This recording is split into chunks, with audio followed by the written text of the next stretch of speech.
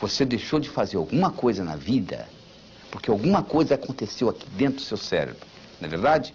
Pois é, isso tem muito a ver com a codificação que você tem da sua autoestima. Porque essa autoestima foi gerada através do seu crescimento, do seu desenvolvimento. Nos primeiros 7 anos de vida, você não tinha capacidade cognitiva. O seu cérebro funcionava como se fosse uma esponja. Você estava consciente, mas você não estava consciente que você estava consciente. Essa é a verdade. Então a religião que você tem, os preconceitos, as suas crenças com relação a dinheiro, a Deus, a amor, a saúde, a velhice, tudo isso foi codificado nos primeiros 7 anos de vida. Dos 7 aos 14, você entrou na fase de modelação. Você começou a modelar os outros. Você começou a copiar o comportamento das pessoas. Se a sua mãe dizia, não minta, mas você ouvia ela mentindo para o vizinho, você chegava à seguinte conclusão, mentir é válido. Ou seja, você incorporava o comportamento e não o que as pessoas estavam dizendo. E você começou a fazer julgamentos. Por volta dos 14 anos, você entrou na terceira fase, que é a chamada fase de socialização. Você começou a se socializar com os outros. E teoricamente, somente teoricamente, você completou isso por volta dos 21 anos. Eu digo teoricamente porque eu encontro pessoas com 50 anos de idade que ainda não saíram de casa, emocionalmente. O pai já morreu, a mãe mora a 2.000 quilômetros de distância, mas a pessoa ainda não saiu de casa emocionalmente. Então nós temos que voltar lá e reestruturar essa criança, que nunca tem mais do que 7 anos de idade. E como que isso foi estruturado neurofisiologicamente? Do seguinte modo, na base do seu cérebro, você tem uma estrutura chamada substância reticular ativadora ascendente, que é abastecida pelo saldo exergônico do bioquímico celular. Estou falando difícil. O que é isto? Significa que se eu levanto a mão, eu libero mais energia do que é necessária para levantar a mão. Parte dessa energia vai pelo sistema nervoso e ativa essa substância que ativa o cérebro. Então o seu cérebro se mantém acordado graças à substância reticular ativadora ascendente.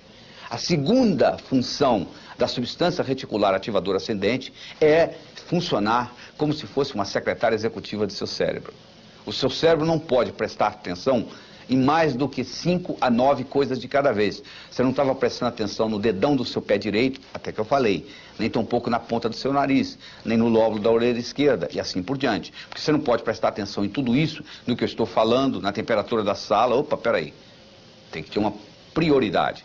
E a substância reticular ativadora ascendente estabelece essa prioridade. Quem estabelece para ela? O cérebro. O cérebro diz, ó, isso é importante, eu quero ver, isso não é importante, eu não quero ver. Então as suas crenças foram codificadas e o cérebro diz para a substância reticular, é isso aí.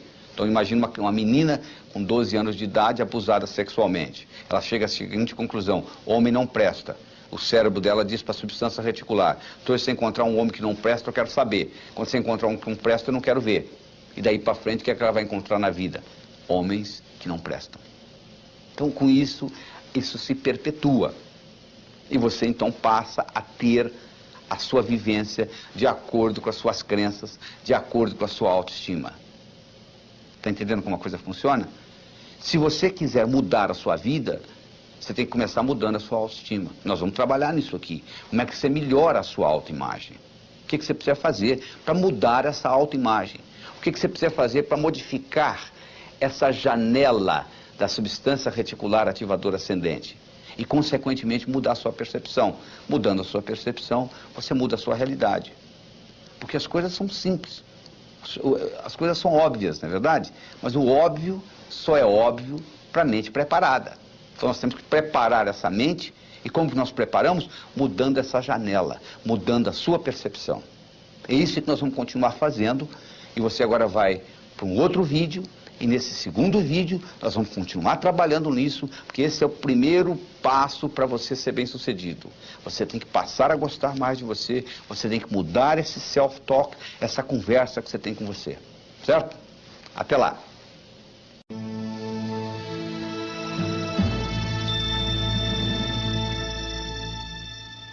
Olá, tudo bem? Recriando o seu passado. Sabe como é que eles treinam o elefante? Eles pegam uma corda, amarram no elefante, amarram numa árvore. Ele tenta sair e não consegue. Tenta sair e não consegue. Tenta sair e não consegue. Ele desiste. Isso quando ele é bebê. Aí ele cresce pensando que ele está amarrado numa árvore. Quando ele já é adulto, o palhaço amarra uma corda nele, amarra na perna do tamborete, da cadeira lá, ele continua pensando que está amarrado numa árvore. Nós podemos fazer a mesma coisa com pulgas. Você coloca a pulga dentro de um jarro, fecha o jarro, a pulga não gosta de ficar dentro do jarro, ela pula, volta, ela bate na tampa do jarro, até que ela começa a se machucar, ela começa a pular um pouquinho mais baixo. Depois que ela está fazendo isso, você vai lá e tira a tampa do jarro, ela nunca mais pula fora do jarro. Você não está acreditando? Faça experiência em casa. Você não precisa fazer experiência em casa, é só olhar no espelho. Quantas coisas que você codificou na infância, que você continua carregando com você, que são totalmente obsoletas. Então o que nós vamos fazer agora é avaliar o que nós precisamos modificar dessa codificação. Nós somos animais linguísticos. Linguagem nos diferencia dos outros seres e nos faz humanos. Nós temos dois tipos de linguagem. Nós temos uma linguagem que gera ação e uma linguagem que não gera ação. Se eu disser para você, a temperatura dessa sala está quente. Mudou alguma coisa no universo? Absolutamente nada. A temperatura continua a mesma, não é verdade? Isso é uma linguagem que não gera ação.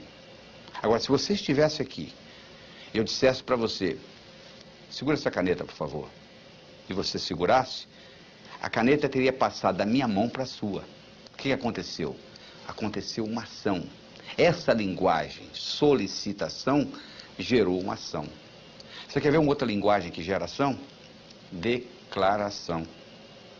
Se você vai perante um juiz, homem e mulher, e o juiz diz, eu declaro vocês marido e mulher, e 5 segundos depois que ele acabou de dizer isso, você levanta a mão e diz assim, sou juiz, eu não quero me casar mais. Sabe o que ele vai dizer para você?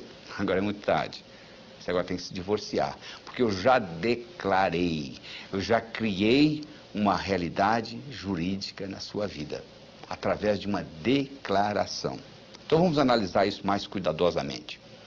Imagine se ao invés do juiz, você fosse no seu vizinho que é bancário e pedisse a ele para lhe casar. Você acha que ficaria válido? Claro que não. Ele não tem autonomia, ele não tem autoridade para declarar marido e mulher. Não é verdade? Então, para você ter uma declaração, você tem que ter autoridade. Segundo, tem que acontecer no aqui e agora. O juiz não diz, eu declaro que vocês serão marido e mulher. O juiz diz, eu declaro que vocês são. E terceiro, tem que ser positivo. Ou seja, o juiz não declara, eu declaro que vocês não são mais solteiros. Isso não é declaração. A declaração é no positivo, é no aqui e agora, e alguém que tem autoridade. Agora eu lhe pergunto, quem tem mais autoridade sobre você? Você. Quando você tinha 5 anos de idade, não. Seu pai, sua mãe, seus irmãos mais velhos, sei lá quem. Mas hoje, ninguém tem mais autoridade sobre você do que você. Então você tem a possibilidade de recriar você linguisticamente. Esta é a verdade. E como é que você recria você linguisticamente? Declarando. Eu declaro que sou inteligente. Ser, fazer, ter. As pessoas pensam que é o contrário. Se eu tivesse inteligência... Não, eu declaro ser inteligente. Eu passo a fazer o que gente inteligente faz. Eu passo a ter inteligência. Eu declaro ser próspero. Eu passo a fazer o que gente próspera faz. Eu passo a ter prosperidade. Por isso que o ser vem antes do ter. Porque se você tiver o ter sem o ser, não pertence a você. Eu declaro ser a força criadora na minha vida. Significa que tudo que ocorrer de bom e tudo que ocorrer de ruim, eu sou responsável. Eu declaro ser saudável, fisicamente, mentalmente, emocionalmente, espiritualmente. Eu declaro ser sincero para comigo mesmo. Eu declaro ser livre.